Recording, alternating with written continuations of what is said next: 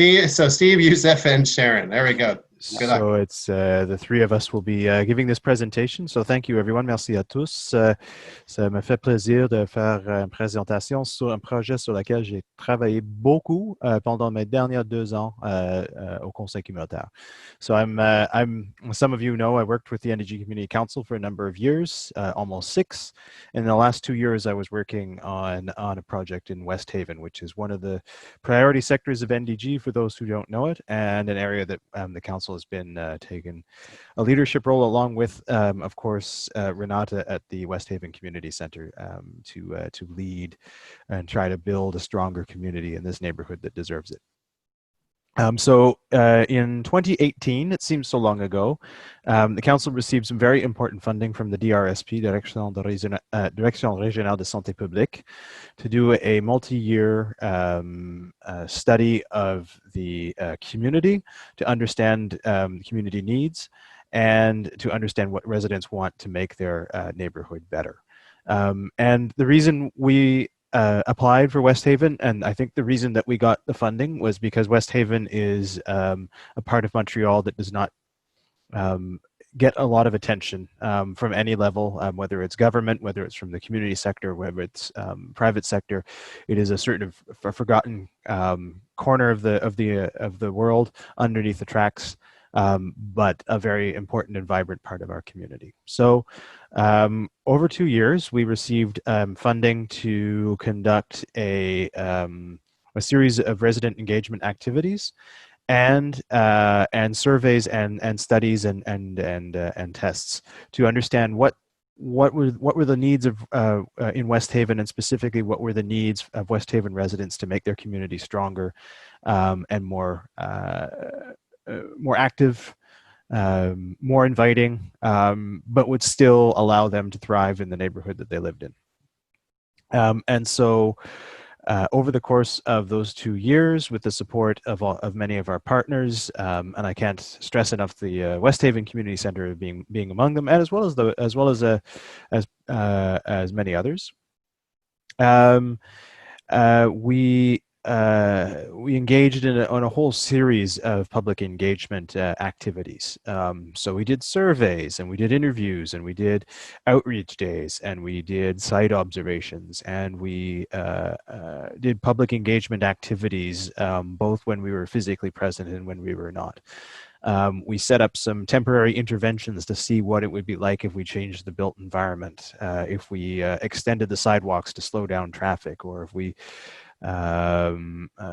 put paint on the ground to better identify a crossing walk or something like that. So we did a whole bunch of different things, but the whole point was to really allow West Haven residents to tell us what they thought and what they felt, and that was why we put such a heavy emphasis on just being there in the neighborhood, talking to people, asking people, going to them where they lived, and we talked to, over the course of the 2 years, well over 125 residents in a neighborhood that's not very big, and so we considered that a huge success.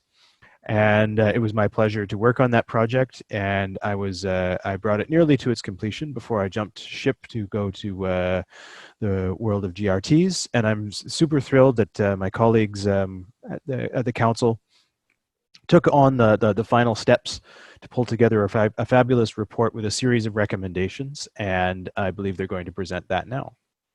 Okay, first, thanks, Steve, for that. So I'll present the recommendation as has been proposed in the West Haven Vision 2020 report. So we have 9 recommendations, and we built on this recommendation to establish an action plan for the West Haven Neighborhood Committee.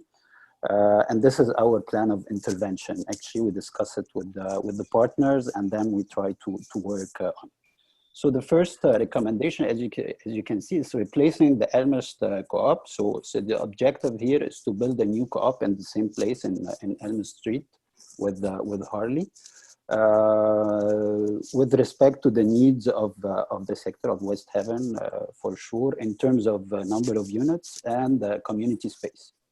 We formed a subcommittee to work on this dossier and to follow up with the borough, with the GRT, and the land the owner, which is the Office Municipal d'Habitation, and we're reporting the progress to the housing table. So the second recommendation is to enhance the West Haven Community Center, and this is through improving the visibility of the center, as you can see here in the photo. So, so we want to we want to make the community center visible for all the residents and distinguish it from the center and distinguish it from the rest of the mall beside, the strip mall beside. We also want to reclaim the parking in front of the community center, and to do it kind of a small public space with benches and some greeneries. As you can see in the right photo, actually there is some bench, some plans, but we're planning to improve that and to maintain it. Also, we discussed with the committee to identify community needs that could be met using the center. We're talking maybe about language classes or more ideas about that. So the third recommendation is to improve the safety at intersection Harley and Patricia. This intersection actually it's in front, just in front of the community center, so people are crossing the street more often. So we want to make it more secure through whether we can do like a raised crosswalk or extended sidewalks. Yeah, this recommendation actually is one of the important recommendations that we want to work on is upgrading the coffee park. We know, I think that the borough already have a plan for upgrading the park, but we still didn't discuss it with the borough and partners.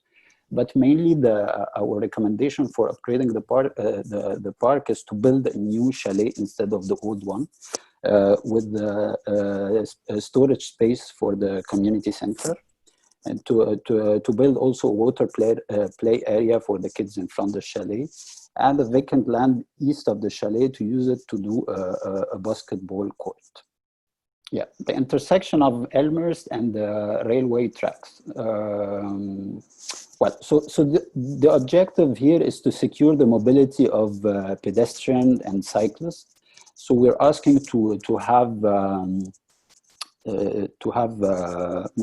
we discussed that with the committee, and they proposed to have more presence of the police at the intersection, and more signage and visual cues at the intersection. Yeah, so the report actually highlighted the presence of underused hard surfaces, vacant lands, and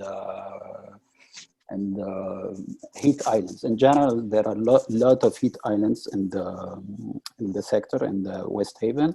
So we're working to identify these vacant lands, which are probably vacant parking space, underused parking space.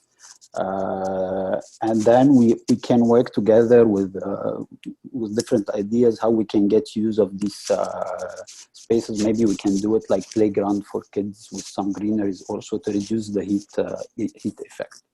Yeah, and continue with the same concept of the heat island. We want to improve also our streetscape by planting low maintenance plants and shrubs. Reducing also the weeds and allergens growing along the side of the building in this area. The report also highlighted something very important, that there are no benches, no urban furniture in the sector. So we're trying to do that also to add more places where people can stay and socialize, and bike stations also to encourage people to use bikes. Yeah, so changes to railway crossing proposed by EXO. We still don't know what's actually the proposal of EXO, but what we understood is that they want to close the Elmhurst Street for traffic. So if this is going to happen, we're recommending to do a kind of a tunnel, a white tunnel, well lit, as you can see in the photo, in order for pedestrians and cyclists. The objective here is to assure the connectivity through West Haven. So this photo is from Otto, I guess, and hopefully we can do something like that. We know that it's too expensive, but if the proposal is maintained by EXO, we want something like that to assure the connectivity through West Haven. And the final recommendation, Emily. to continue the mobilization through expanding the membership at West Haven Neighborhood Committee, and to ensure also the representation of West Haven Committee at the Comité de Suivi of the planning process for the southern section of NDG and Rue Saint-Jacques. We already discussed with the borough about that, and we're waiting to be represented in this committee. That's all. So we too in Fielding Walkley received some money from the DRSP. We're a little bit, we're only about 4 months into it. We're not years into the process, but we received money to research the terrain and to build a cooling station at Walkley. And our goal is to build 2 cooling stations. We have 2 locations identified. The funding application includes research, community engagement, and a marche exploratoire, as well as public assemblies, different public assemblies and design charrettes. The partners who have been very much on the train and helping out would be Eco Quartier, the CLSC Benny Farm, SAPHUS, which is kind of a branch of the depot, Urban Nature, and the Comité de Voisinage Fielding Walkley. The current health crisis, of course, made it a little bit difficult for us to move forward the way in which we wanted to do, but we did have some actions and we did have some results. I'll just give you, if you would like, we could go to the next slide. So I'm going to present very quickly the groundwork and the metrics of our 2 interventions. So we did a marche exploratoire on the train, and we also did a marche exploratoire that people could register for, and we did it with Zoom, and we answered questions, and we did the walk through Google Maps. The walk itself had 9,130 views. The engagements, or the people that we reached, was over 11,000. It was shared 110 times. There was actual engagements and comments, 2,468. 15 participants on the train, 6 partners, 38 people responded to the online survey. We had 135 comments, and we had 12 partners. So when we looked at how to do a participatory walk and what is a successful walk, what all the city documents say is to have 12 residents from the neighborhood gives you an accurate idea of what is happening. So I think we reached our objectives with the two interventions that we did. Emily, could I get you to go to the next slide? So we had some short-term and some long-term recommendations, and these are recommendations that are coming from the surveys and from the residents. So Walkley and Côte Saint-Luc Road, which is very much around the terrain of the Walkley Center.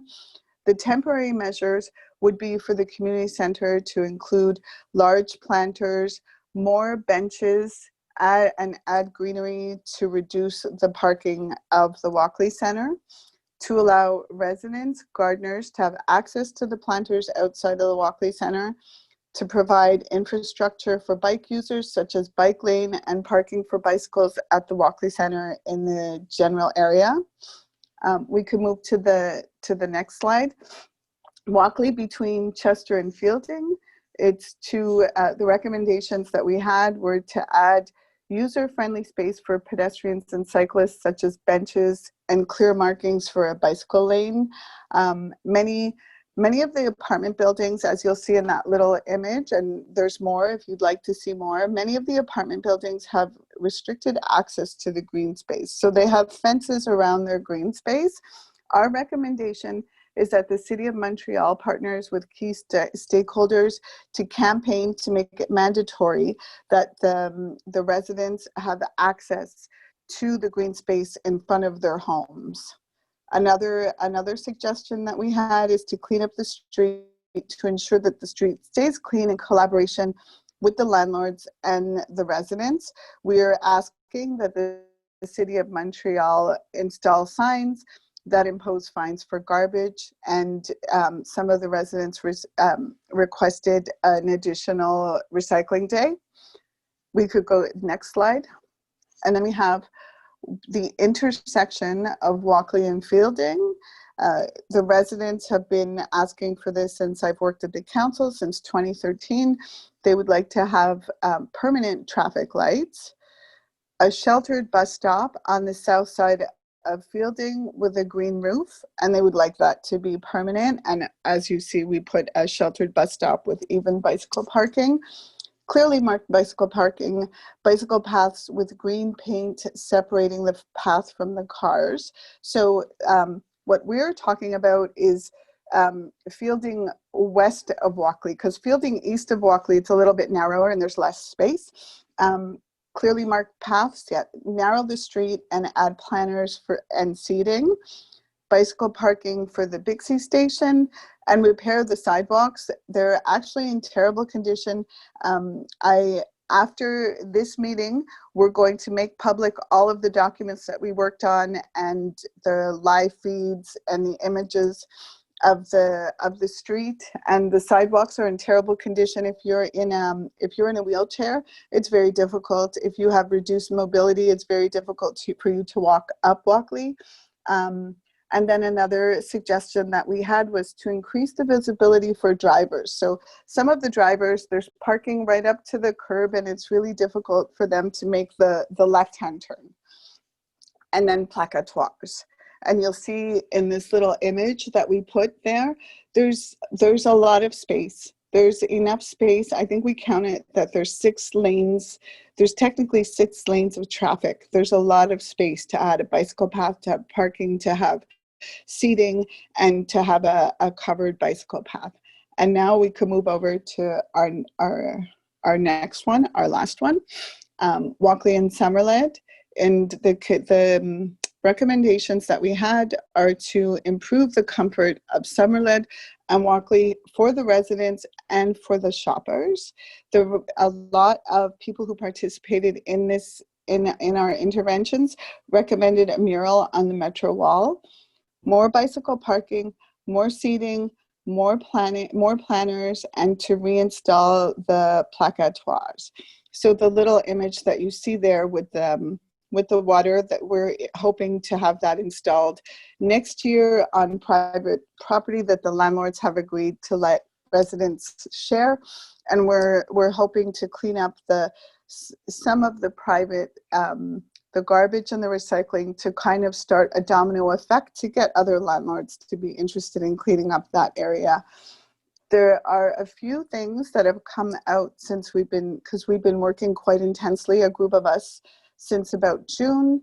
And 2 of the big things that have come about is that we may not be able to get a mural on the metro wall, but Nikki, myself, and Lisanne, who is the volunteer coordinator, are having some headway with the metro, and Echo might be able to do some vine walls at the metro wall, because that's quite a large wall.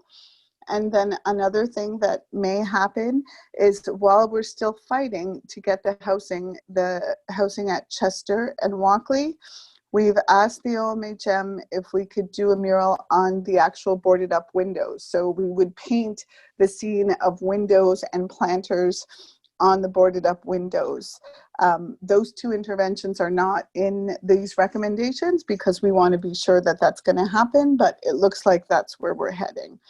And there'll be more to come next year, and there'll be more remote activities that will be happening over the course of the winter. We are not in the final stages like the other program, and we're going to be getting our groups together so that come the springtime, come March, April, and May, we'll hit the ground running and we'll be able to start building what we've been awarded the money to accomplish. And that's it. Thank you, Sharon and Steve and Yusuf. If I may add something too, it's because these 2 projects we're talking about today is mainly funded by Measure 17 from the DSP, but to build our steps toward these 2 projects, and because of the funding we receive from Centraid and from Ville-Metz, from the borough, and the Fonds Développement Social, these are the funds that enable us to create these committees and start the work. It didn't happen in 2 years. We have been working for many years in order to mobilize residents. All these funding together created that momentum and help us to succeed. Like the Mesure 17, I remember when it came the first time, Judy Shapiro came to us, said, are you interested? There were, I think, 37 projects and 5 only were accepted, and the council was one of them. Later, the year after, we also helped Logis Action, and we supported it, and they got a project. And this year, we were very happy to get the DSP supporting also Walkley Fielding. We're hoping that this continue, and we'll get San Raymond and Benny area, and other streets which are very also need a lot of support that we are aware of. We are hoping to get some kind of other funding to help us continue. But we are we were very lucky to have all this funding and support. And I saw the comments of Sue and Peter. So it's gonna be registered, the comments. So they said they like their action and they're gonna support them. So it's in written and in the chat. And thank you very much.